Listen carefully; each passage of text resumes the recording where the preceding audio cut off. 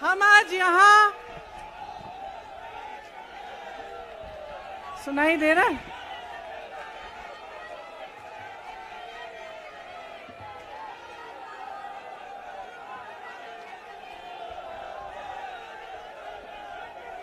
सुनिए,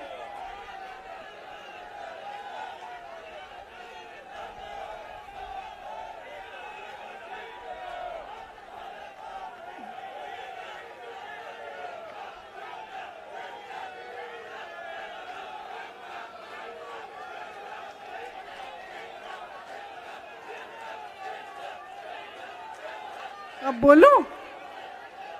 इजाजत है? मेरे यूपी के भाइयों, बोलने दो। देखिए, यहां पे बैठे हुए मेरे मन में एक पुरानी बात आई। 32 साल पुरानी बात है। मई 1991 की बात है।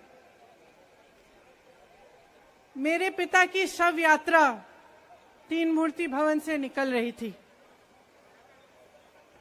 अपनी मां के साथ और अपने भाई के साथ हम एक गाड़ी में बैठे थे। सामने भारतीय सेना की एक ट्रक थी, फूलों से लदी हुई थी। उसके ऊपर मेरे पिताजी का शव था। थोड़ी देर काफिला चला, 5-10 मिनट चला। फिर राहुल कहने लगे मैं उतरना चाहता हूं। तो मां ने मना किया। उस समय सुरक्षा का भी बहुत वो था। तो मां ने कहा नहीं, तुम उतर नहीं सकते। राहुल ने जिद की, नहीं मैं उतरूंगा। मैंने मां से कहा मां उतरने दो। राहुल गाड़ी से उतरा। उस सेना की ट्रक के पीछे खड़ा होके चलने लगा और तीन मूर्ति से लेके कड़ी धूप में अपने पिता के जनाजे के पीछे पीछे पैदल चलते चलते चलते चलते यहां पहुंचा। इस जगह से कुछ 400-500 गज दूर यहां पर मेरे शहीद पिता के अंतिम संस्कार मेरे भाई ने किए।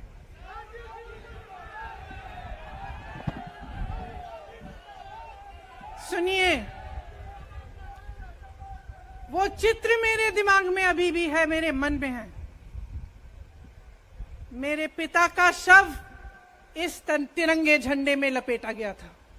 इस तिरंगे के नीचे मेरे पिता का शव था और उसके पीछे चलते चलते मेरा भाई यहां आया। उस शहीद पिता का अपमान भरी संसद में किया जाता है। उस शहीद के बेटे को आप देशद्रोही कहते हैं, आप मीर जाफर कहते हैं, उसकी आप मां का अपमान करते हैं। आपके मंत्री मेरी मां का अपमान भरी संसद में करते हैं। आपके एक मुख्यमंत्री कहते हैं कि राहुल गांधी को पता भी नहीं है कि उनका पिता कौन है।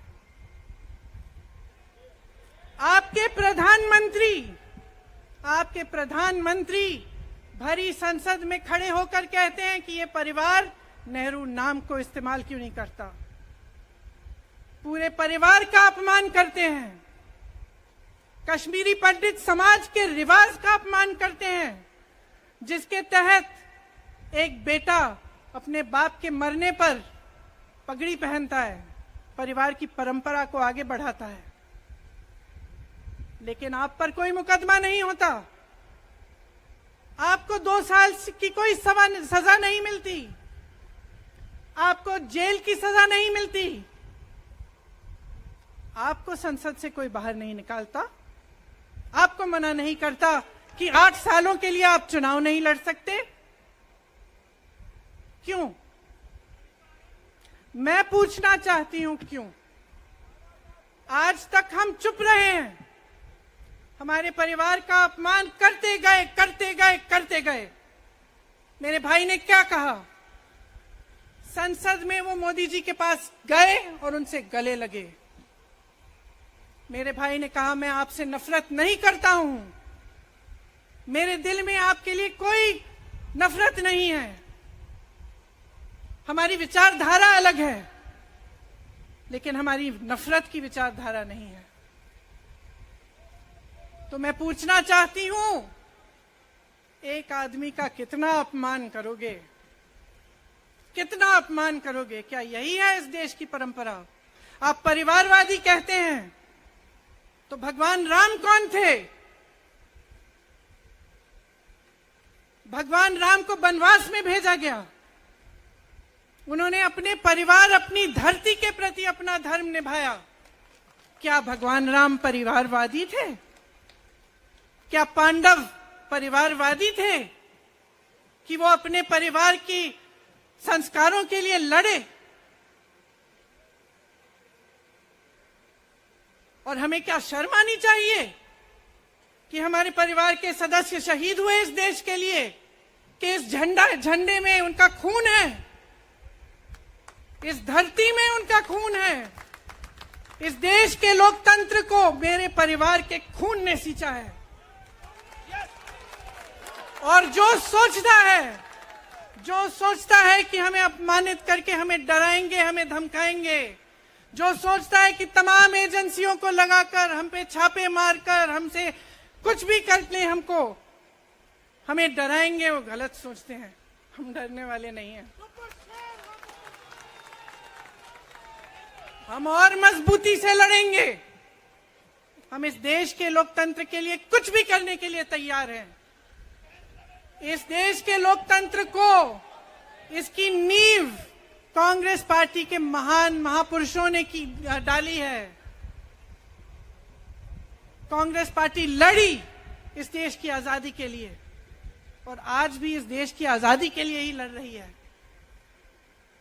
कभी कभी मैं सोचती हूं, मुझे समझ में नहीं आता कि पब्लिक क्या सोच रही है। क्या देख नहीं रही है क्या हो रहा है? क्या आपको दिख नहीं रहा है कि आपकी सारी संपत्ति लूटी जा रही है, एक आदमी को दी जा रही है, गिने चुने उद्योगपतियों को सब कुछ दिया जा रहा है? किसकी संपत्ति है? ये राहुल गांधी की संपत्ति है, ये आपकी संपत्ति है। ये पीएसयू किसके हैं? किसके लिए बनाए गए? आपके लिए बनाए गए, जो ऐसे एक के बाद एक इनको बेचे जा रहे हैं, दिए जा रहे हैं। इसी से तो आपका रोजगार आता है। छोटे उद्योगों से, छोटे व्यापारियों से आपका रोजगार आता है, किसी बड़े अडानी से नहीं आता। रोजगार नहीं देते, छीनते हैं आपका रोजगार। तो आप समझ क्यों नहीं पा रहे हैं? आप गैस के सिलेंडर के लिए 1000 रुपए दे रहे हैं और यहां आपकी सारी संपत्ति किसी को सौंपी जा रही है। राहुल गांधी जी ने क्या कहा? अरे कौन सा इतना बड़ा जुल्म कर लिया कि आपसे 2 सवाल पूछ लिए, जवाब नहीं दे पाए ना, घबरा गए। और जो अहंकारी होते हैं, तानाशाह होते हैं, क्या करते हैं? जब सवालों का जवाब नहीं दे पाते तो पूरी सत्ता को लेकर जनता को दबाने की कोशिश करते हैं। जो सवाल उठाता है उसको दबाने की कोशिश करते हैं। आपने कभी सोचा है, आंखें खोलिए, आपने कभी सोचा है कि ये पूरी सरकार, ये सारे मंत्री, ये सारे सांसद एक आदमी को बचाने की क्यों इतनी कोशिश कर रहे हैं? इस अडानी में है क्या कि इसको आप सारी संपत्ति दे रहे हो देश की? 20 हजारों करोड़ शेल कंपनियों में इनकी हैं और आप इन पे इंक्वायरी नहीं कर सकते। ये अडानी है कौन कि आप सब उनका नाम उठते ही बौखला जाते हैं और उनको बचाने में लग जाते हैं? देखिए, आप इस देश के देशवासी हैं, ये देश आपका है, ये लड़ाई आपकी है। आज तमाम नौजवान बेरोजगार क्यों हैं? हम इश्तेहार तो देख रहे हैं, होर्डिंग देख रहे हैं, मदर ऑफ डेमोक्रेसी लिखा है, कहते हैं कि हमारी अर्थव्यवस्था बहुत तेजी से आगे बढ़ रही है, तो इतने नौजवान बेरोजगार क्यों हैं? तो जहां जहां हम जाते हैं बेरोजगार नौजवान क्यों दिखते हैं? इतनी महंगाई क्यों है? इतनी महंगाई क्यों है? क्या आप इतने बड़े काम कर सकते हो लेकिन एक गैस सिलेंडर का दाम कम नहीं कर सकते? आप छोटे व्यापारियों की मदद नहीं कर सकते? आप रोजगार नहीं बनवा सकते? तो फिर आपकी सरकार किस काम की है? लोगों को दबाने के लिए है या अडानी जी को आगे बढ़ाने के लिए है? तो आज ये समय आ गया है कि हमें गंभीरता से सोचना पड़ेगा। ये सरकार पूरी कोशिश करती है कि आपका ध्यान भटकाया जाए। अब आप सोचिए, कन्याकुमारी से कश्मीर तक एक आदमी चला, उसके साथ लाखों लोग चले। क्या पैगाम लेके चला? किस लिए चला? उसके दिल में क्या भावना थी कि लाखों लोग देश भर से उससे जुड़ के चले? समता, एकता की भावना थी। आज आपके सारी मीडिया, आपके सारे मंत्री, आपके सारे सांसद, आपके सारे कार्यकर्ता कह रहे हैं कि राहुल जी ने विदेश जाकर देश का अपमान किया, राहुल जी ने एक वर्ग का अपमान किया। क्या एक आदमी जो कन्याकुमारी से लेकर 5000 किलोमीटर कश्मीर तक चल के ये रोज रोज कहता है कि इस देश को एक होना चाहिए, सबको समान दृष्टि से देखना चाहिए, क्या ये आदमी देश का अपमान कर सकता है? क्या ये आदमी एक वर्ग का अपमान कर सकता है? तो ये आदमी क्या कर रहा है? ये आपकी आवाज उठा रहा है। ये क्या कह रहा है? कह रहा है कि गरीबों को अपना हक दो, नौजवानों को अपना हक दो, महिलाओं को अपना हक दो। यही तो कह रहा है। और हक क्या है? हक ये है कि जो आपका है वो आपके हाथों में जाना चाहिए, किसी बड़े उद्योगपति के हाथ में नहीं, जो प्रधानमंत्री जी के मित्र हैं। ये है आपका हक। उसी हक की लड़ाई लड़ रहा है। तो आप समझिए, ये एक इंसान की बात नहीं है, ये एक राहुल गांधी की बात नहीं है, ये पूरे देश की बात है। जब हम कहते हैं लोकतंत्र को बचाना है, तो हम किस बात की को बचाने की कह रहे हैं? क्या कह रहे हैं हम? लोकतंत्र क्या होता है? खुल के जवाब मांगो, सवाल उठाओ। यही तो लोकतंत्र है कि आपको कोई आपत्ति है, कोई समस्या है, आप किसी के पास जाकर अपना हक मांग सकते हैं। आप कह सकते हैं, भाई हमारे लिए ये क्यों नहीं किया, इतनी महंगाई क्यों है, हमारे लिए रोजगार क्यों नहीं बनाए।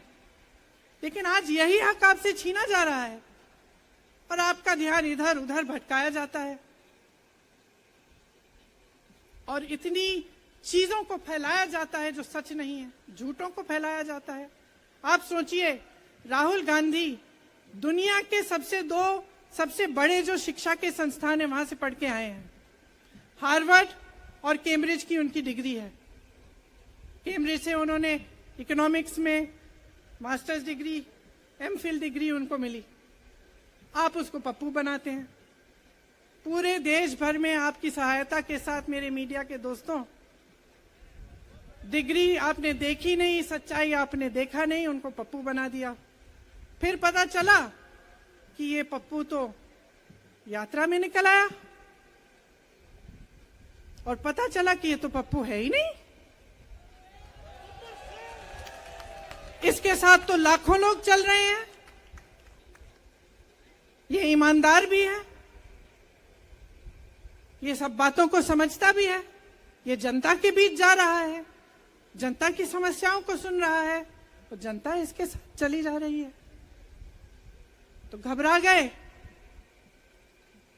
गए कि राहुल गांधी ने संसद में वो सवाल उठाए जिनका उनके पास जवाब नहीं है।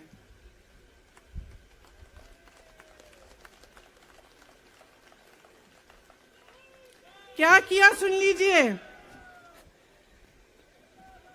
एक तरफ से हंसी भी आती है कि एक आदमी को रोकने के लिए इतना सारा करना पड़ा।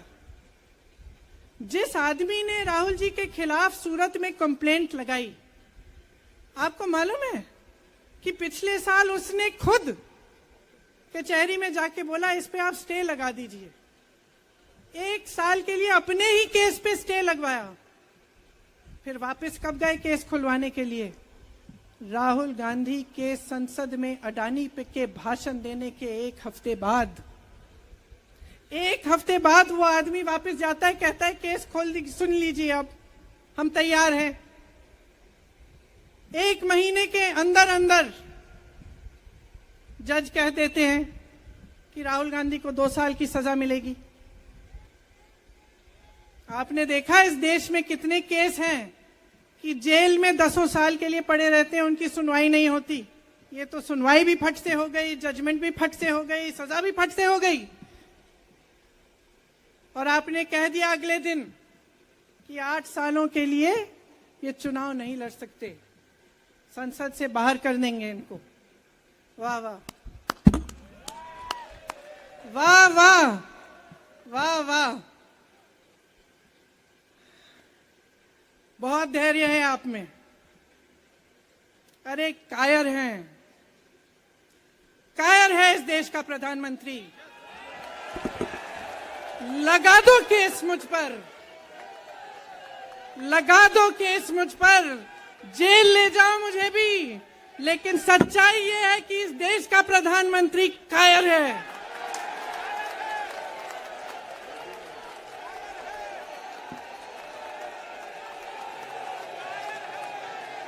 अपनी सत्ता के पीछे छुपा हुआ है, अहंकारी है। और इस देश की बहुत पुरानी परंपरा है, इस देश की बहुत पुरानी परंपरा है, हिंदू धर्म की पुरानी परंपरा है कि अहंकारी राजा को जनता जवाब देती है। और इस देश की बहुत पुरानी परंपरा है कि अहंकारी राजा को ये देश पहचानता है। मेरे परिवार ने मुझे एक चीज सिखाई है कि ये देश दिल से बोलता है और दिल से सुनता है। ये देश सच्चाई को पहचानता है।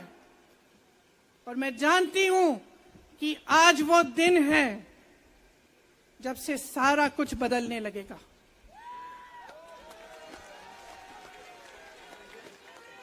मेरे मीडिया के साथियों, मैं आपसे कहना चाहती हूं, बहुत हो गया है, बहुत हो गया है।